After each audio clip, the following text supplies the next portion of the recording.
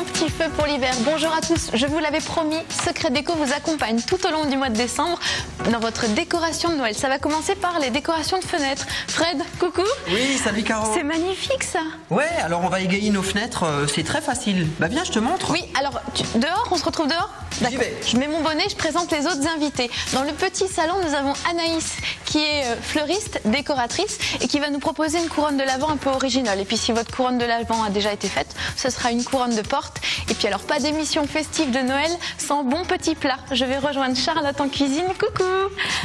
Alors tu es chef dans le futur Café Poussette des Roses et des Choux qui va ouvrir à Strasbourg. Qu'est-ce que tu nous as préparé pour cette fin d'émission? Des cupcakes au citron et un potage potimarron noisette. Ça j'aime bien, simple et efficace. Allez, je mets le bonnet et je rejoins Fred pour la déco de fenêtre.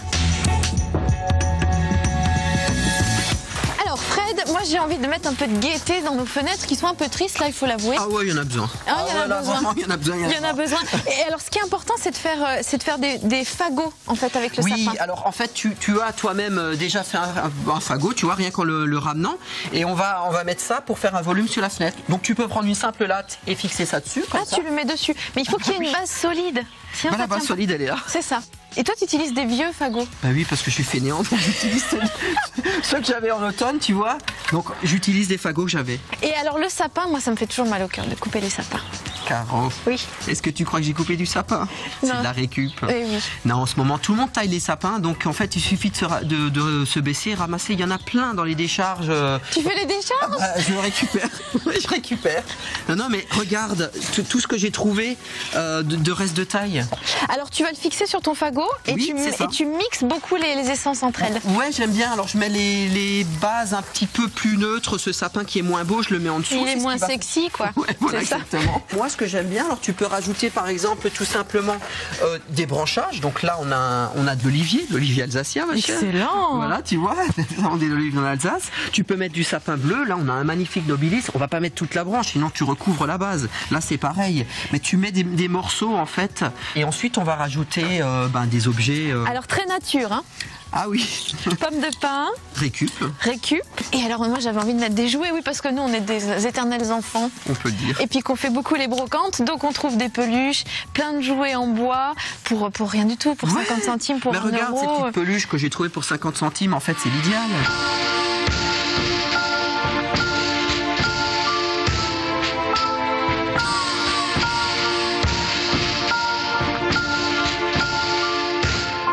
C'est magnifique Fred, je suis fan. Et voilà Caro, tu vois, on a rhabillé les fenêtres en moins de 5 minutes. On imagine toutes les fenêtres comme ça, c'est un vrai enchantement. Alors on va se mettre au chaud dans un instant, mais tout de suite, vous le savez, je suis attachée à la tradition.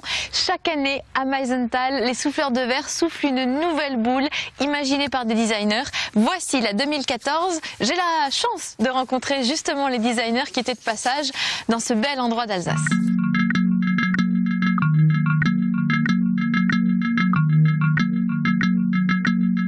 Les premières impressions qu'on a en arrivant à Meisenthal, c'est de voir qu'il y a... Bon, déjà que c'est loin de tout et que donc il doit bien se passer quelque chose dans ces ateliers.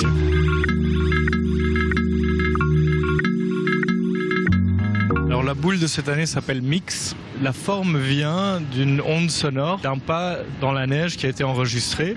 Et donc c'est cette allusion à tout le monde de l'enregistrement et du son qui a donné le nom Mix à la boule de Noël de cette année. Il y a le côté magique de découvrir son objet bien sûr, mais aussi ce qui était très beau, c'était de voir que même dans la même couleur, chaque boule est différente.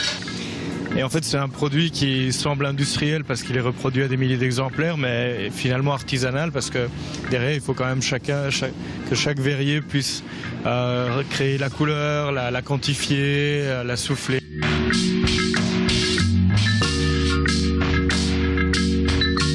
Avec notre boule, on espère en effet que les gens sont intrigués, que ça va créer des souvenirs pour les enfants.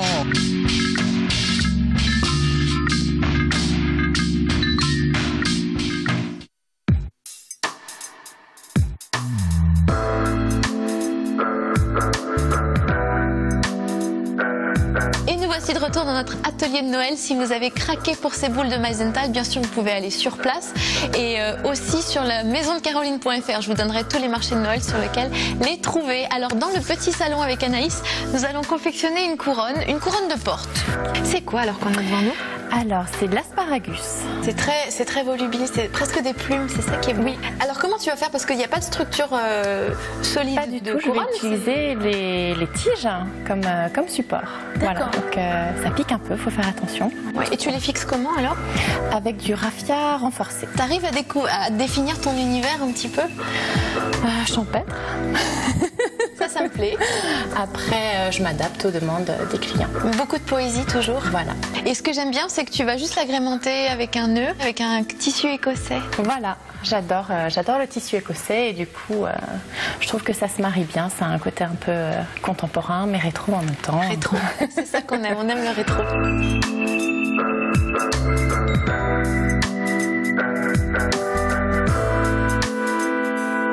C'est magnifique Anaïs, j'adore. C'est vraiment, c'est épuré, c'est élégant, c'est aérien, c'est féminin mais pas trop, j'adore. J'aime aussi beaucoup, pourquoi pas changer de végétaux. Là, il y a une belle couronne qui a été faite en olivier. Encore une fois, si vous avez déjà votre couronne de l'Avent, ça peut être très bien une couronne de porte. Et puis alors, Marie est une passionnée de déco et elle avait envie de nous proposer sa couronne, enfin plutôt celle qu'elle a faite pour ses petits-enfants.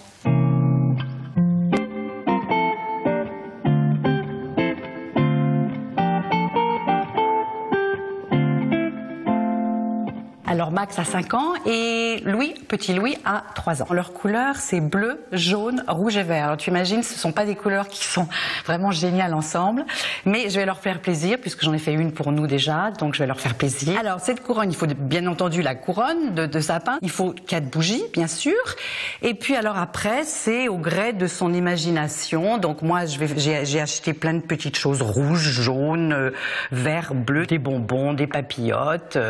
Alors Noël représente pour moi surtout la réunion de famille et surtout la joie des enfants en fait. Voilà.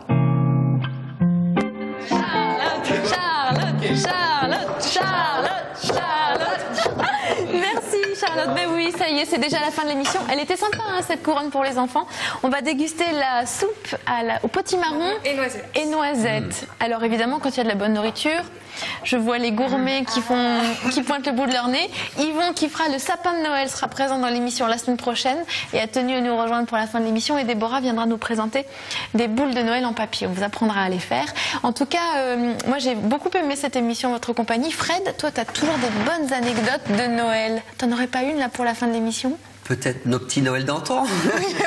Non, c'est vrai qu'à l'époque, Noël avait une signification peut-être beaucoup plus intense que maintenant, puisque c'était une succession de jeûnes, de rites païens et religieux, contrairement à ce qu'on peut croire. Il y avait beaucoup de rites païens. Et Noël, en fait, commençait déjà dès le 11 novembre jusqu'au 6 janvier. D'accord. Par une succession de petites fêtes. On peut parler, par exemple, des nuits bruyantes, où les gens couraient, enfin, les jeunes garçons couraient dans les villages. Yvon, t'as fait ça quand t'étais petit. Certainement. Le but, c'était faire énormément de bruit pour chasser les mauvais esprits. Il faut imaginer que dans le noir, on avait pas. Il n'y avait pas Internet, quoi. Il n'y avait pas Internet, il n'y avait pas la lumière non plus. Et du coup, on chassait les mauvais esprits comme ça et on jetait des poignées de grains de blé au volet pour faire peur aux mauvais esprits et se souhaiter de bonnes récoltes. Et pourquoi le 26 décembre est férié ? Ah, très important. Alors ça, c'est complètement païen, en fait. Il faut savoir donc que la fin de l'année, à l'époque, était fixée au 26 décembre. Donc le 25, c'était le dernier jour de l'année. Et le 26 décembre, on décidait si on reconduisait les contrats des valets de ferme. Donc on leur donnait congé et on reconduisait pour un an leur contrat. D'accord. Donc de là, on a gardé cette tradition de jour férié. Ça, j'aime bien, moi, ces histoires. Bon ben voilà, l'émission touche à sa fin. Anaïs, vous la retrouvez la semaine prochaine avec nous pour une belle déco de table. Hein. Tu reviendras ? Oui. En attendant, je vous annonce la sortie du tout dernier Tendance et Habitat. Voilà, pour savoir où vous le procurez, vous allez sur le site internet. Et puis bien sûr, on se dit à la semaine prochaine pour une nouvelle émission Secret Déco spécial Noël. Vous revoyez celle-ci sur alsace20.tv et toutes les bonnes adresses, lamaisondecaroline.fr. Salut, à la semaine prochaine. Et bonne soupe. Salut. Alors si c'était un gros tas de plomb, vous imaginez la gueule du fiancé. C'était quelque chose de très fin et c'était un étalon.